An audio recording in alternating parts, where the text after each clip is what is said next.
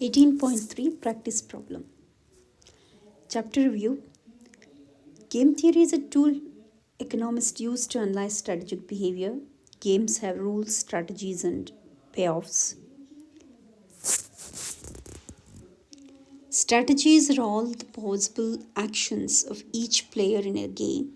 The Prisoner's Dilemma is a game between two prisoners that show why it is hard to cooperate, even it would be beneficial to both players to do so. The Nash equilibrium of a game occurs when each player takes the best possible action given the action of the other player.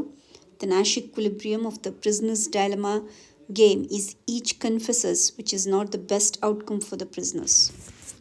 The Diopolis dilemma is like the Prisoner's Dilemma.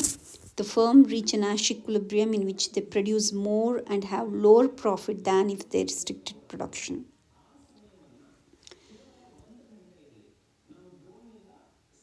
In a repeated game, a punishment strategy can produce a monopoly output, a monopoly price, and an economic profit. Practice problem. Coke and Pepsi are engaged in an advertising game. They each know that if they both limit their advertising, they will make the maximum attainable joint economic profit of $400 million, divided so that each has an economic profit of $200 million. They also know that if either of them advertises while the other does not, the one advertising makes an economic profit of $300 million and one that not advertising incurs an economic loss of $100 million.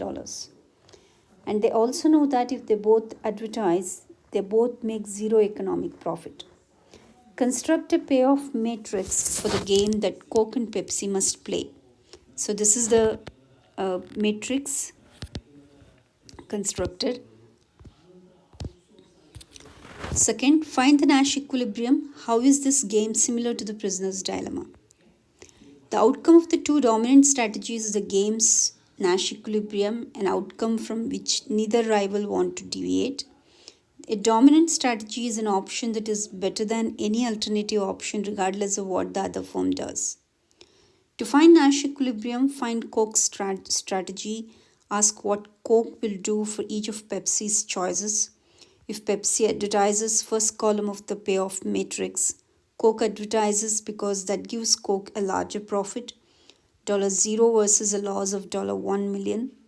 If Pepsi does not advertise, the second column of the payoff matrix, Coke advertises because that gives Coke a larger profit, $3 million versus $2 million. Regardless of Pepsi's action, Coke advertises. Similar reasoning shows that Pepsi also advertises, so the Nash equilibrium is for each to advertise and make zero economic profit. The game is similar to a Prisoner's Dilemma game because there is a conflict between each player's incentive to do what is best for the player versus what is best for both of them taken together. In the Prisoner's Dilemma game, both prisoners confess, leading to the worst joint outcome. In this game, both players advertise, again leading to the worst joint outcome. What is the equilibrium if this game is played repeatedly? In a repeated game, Coke and Pepsi both do not advertise and make the maximum joint economic profit. This outcome occurs if they use a tit-for-tat strategy. Suppose that Coke and Pepsi are both playing a tit-for-tat strategy and that last time both did not advertise. Today, however, Coke really needs some extra income, so Coke advertises. What takes place today and in the future? Today, Coke makes an economic profit of $3 million and Pepsi incurs an economic loss of $1 million. But in the second year, Pepsi will advertise. Coke might go back to not advertising to induce Pepsi to not advertise in the third year.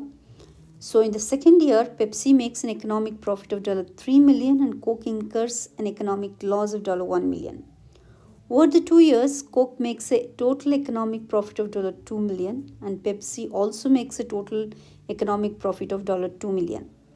But if Coke had not cheated on the agreement and advertised in the first year, then over the 2 years, Coke's total economic profit would have been $4 million, not just $2 million. So by cheating on the agreement, Coke makes more profit immediately, but over the long haul makes less profit. True or false?